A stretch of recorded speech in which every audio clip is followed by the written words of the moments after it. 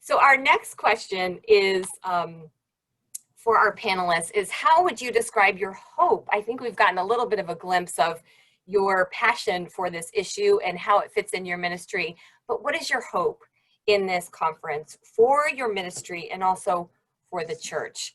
And I think Ilaria will start with you. You're on mute, Ilaria. Again, I'm sorry. I apologize. My hope is that we can, in this conference where we are going to be a lot of people coming from different backgrounds, we can, and there are going to be people who is already familiar with restorative justice and people for whom restorative justice principles and practices are quite new. Together, we can create like a Catholic language for restorative justice and to implement in a creative way restorative justice practices in our ministries. There are already many Catholic ministries that are imprinted on restorative justice, but I would like to see more of them because they have a huge impact on parishes, schools, families, movements, and for peace building. And I do believe that if we implement more restorative justice practices, both the society and our church will benefit of it. No doubt, no doubt. How about you, Sean? Oh, you know, I think whenever I engage or support others engaging in a conference or an educational learning experience, my hope tends to stay the same, which is that you take from it exactly what you need. What do you need for your next step? As Sister Ilaria shared, we're all on a journey with regards to restorative justice. Some of us are just starting. Some of us are pushing through different challenges right now, and the needs are different, to use sort of a restorative word. And I hope that your needs are met in this conference. I think the conference represents, at least in my experience, an amazing experiment in terms of being virtual and taking a relationship-oriented experience and process and taking it virtual. And I think that we'll find that even in this virtual space, we can connect, we can forge relationships, we can collaborate, find partnerships, start to create new ideas.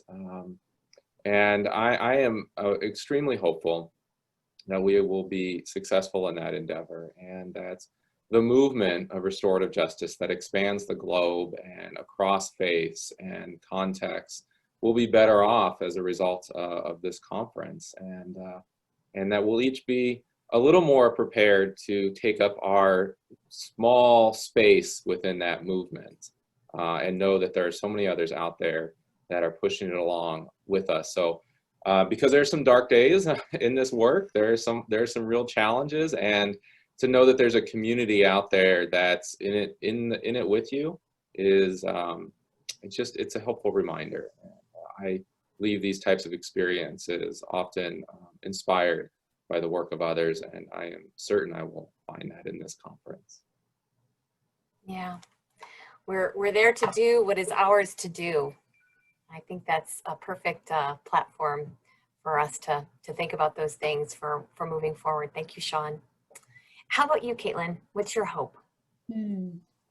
Well, echoing so much of what Sister Ilaria and Sean already mentioned, that basically no matter where someone comes from or how they arrive in this space with us in your learning journey, that you can come away feeling like you've absorbed, integrated something new that can be applied. And you know, we're thinking and talking a lot, especially about our ministry areas and educational settings, but just want to name and call out that this is also about transforming our systems, transforming our culture, and bringing this to our homes and our everyday lives, and making this way of being in relationship our norm across across relationships at whatever level those may be, if that makes sense. And